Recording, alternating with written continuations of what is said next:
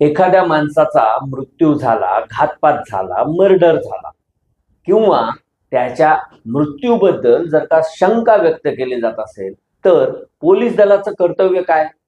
त्या बाबतीतल्या facts and figures check करणं. पण सचिन जाधवर या जीएसटी अधिकाऱ्याच्या मृत्यू प्रकरणात मात्र पोलिसांचीच भूमिका संशयास्पद वाटते आहे. बीड ग्रामीणचे पोलीस असोत किंवा पोलीस अधीक्षक कार्यालय असो, हे संशयाच्या आणि वादाच्या भोवऱ्यात सापडले. 8 दिवस झाल्यानंतर सुद्धा सुसाईड नोटच्या आधारावर किंवा सर्कमस्टॅन्शियल एव्हिडन्सच्या आधारावर गुन्हा दाखल होत नाही. म्हणजे या पोलीस दलाला नेमकं करायचंय काय? गेंड्याची कातडी पांघरलेले तर हे पोलीस दल नाहीये ना, अशी शंका आता येऊ लागली. या सगळ्या विषयावर आणि पोलिसांच्या भूमिकेवर अनेक प्रश्न निर्माण होत आहेत. त्यावरच आपण पुढील काही वेळात चर्चा करणार आहोत. तेव्हा कुठेही जाऊ नका. न्यूज अँड व्ह्यूजचे व्हिडिओ आवडत असल्यास लाईक करायला, शेअर करायला आणि न्यूज अँड व्ह्यूज या युट्यूब चॅनलला सबस्क्राईब करायला विसरू नका. नमस्कार, मी Laxmikant Ruikar. News and views मध्ये आपल्या सर्वांचं स्वागत. साधारणपणे 9 डिसेंबर 2024 बीड जिल्ह्यामध्ये एक दुर्दैवी निर्घृण असं हत्याकांड घडलं. संतोष देशमुख या तरुण सरपंचाचा अक्षरशः छळ करून करून खून करण्यात आला.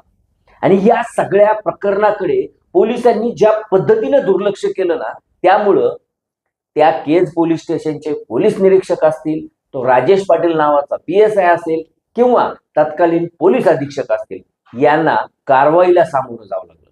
थेट गृहमंत्री तथा मुख्यमंत्र्यांनी नागपूरच्या अधिवेशनात पोलीस अधीक्षकांची बदली करण्यात येत आहे असं स्पष्ट केलं होतं. कितीही पोलिसांवर आरोप झाले, पोलीस दलाबद्दल कितीही वाईट बोललं गेलं किंवा पोलिसांच्या भूमिकेबद्दल कितीही शंका घेतली गेली, तरी देखील त्यांना काडीचाही फरक पडत नाही.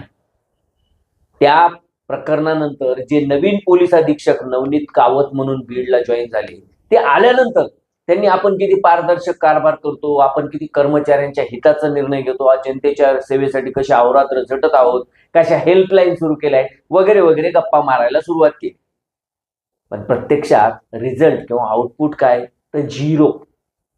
म्हणजे या पोलीस अधीक्षक साहेबांनी वर्षभरापूर्वी बीडमध्ये आल्या आल्या एक QR कोड स्कॅन करण्याची पद्धत लागू केली की त्या QR कोडला स्कॅन केलं की लगेचच तुमची कुठलीही तक्रार असो, तुमच्याकडे चोरी झालेली असेल, तुमच्याकडे दरोडा पडलेला असेल, तुमच्याकडे अन्याय झालेला असेल, अत्याचार झालेला असेल, हाफ मर्डर झालेला असेल, मारामाऱ्या झालेल्या असतील, जमिनीचे प्रकरण असतील, यामध्ये तुमची तक्रार थेट तुम्हाला दाखल करता येईल.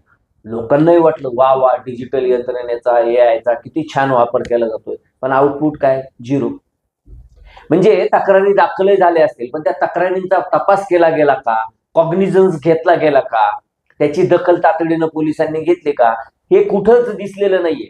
आणि त्याचं जिवंत उदाहरण म्हणजे मागच्या 8-10 दिवसापूर्वी GST विभागामध्ये नोकरीला असलेल्या एका उच्च दर्जाच्या क्लास 1 ऑफिसरनं, सचिन जाधवर नावाच्या ऑफिसरनं आत्महत्या केली किंवा त्याचा घातपाती संशयास्पदरित्या मृत्यू झाला.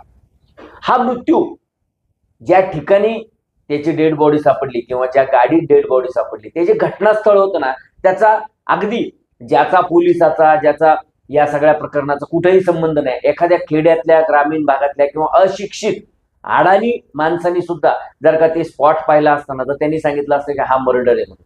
पण बीड पोलीस ग्रामीणचे जे आहेत त्यांना अजूनही वाटत नाही की तो मर्डर आहे म्हणून. का वाटत नाही? त्यांच्या डोळ्यावर कुणी पैशाची पट्टी बांधली आहे का किंवा त्यांचे खिशे कुणी भरलेत का, हे काही माहीत नाही. पण अहो, सरळ सरळ गोष्ट आहे.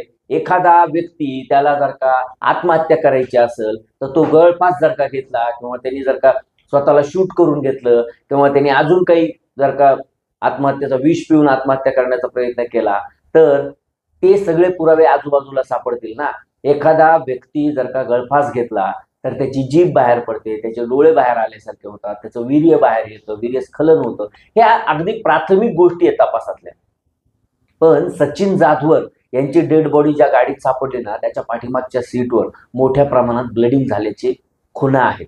त्यांच्या नाकातोंडातून, कानातून रक्त येत होतं. त्या ठिकाणी काही मडके सापडले, त्यामध्ये काही कोळशे होते, ज्याचा धूर केला गेला का अशी देखील शंका. आणि सगळ्यात महत्वाचं, गाडी ज्या उताराला लागलेली होती ना, तिथं गाडीला उटी लावलेली होती. आता एक गोष्ट सांगा, एखादा व्यक्ती आत्महत्या करायची तर गाडीला उटी लावून आत्महत्या करेल का?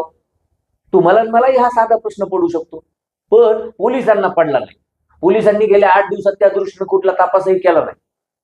आणि पोलिसांकडं त्या सचिन जाधवर यांच्या पत्नी मयुरी जाधवर या दुसऱ्याच दिवशी गेल्या आणि तक्रार दाखल केली की प्रदीप फाटे नावाचा एक अधिकारी, त्यांचा वरिष्ठ, हा त्यांना त्रास देत होता, मानसिकदृष्ट्या त्रास देत होता. त्यांना जाणीवपूर्वक रात्री अपरात्री फोन करून त्रास दिला जायचा. त्यांच्या मुलाच्या अपहरणाचा देखील प्रयत्न केला गेला, किडनॅपिंगचा प्रयत्न केला गेला, त्यांना देखील धमक्यांचे कॉल येत होते. हे सगळं सांगितलं. त्या दृष्टीनं नंतर तरी पोलिसांनी हालचाली करायला पाहिजे होते, पण एवढे निगरगट्ट झालेत नाही पोलीस अधिकारी आणि कर्मचारी की त्यांनी या बाबतीत कुठलाच निर्णय घेतला नाही.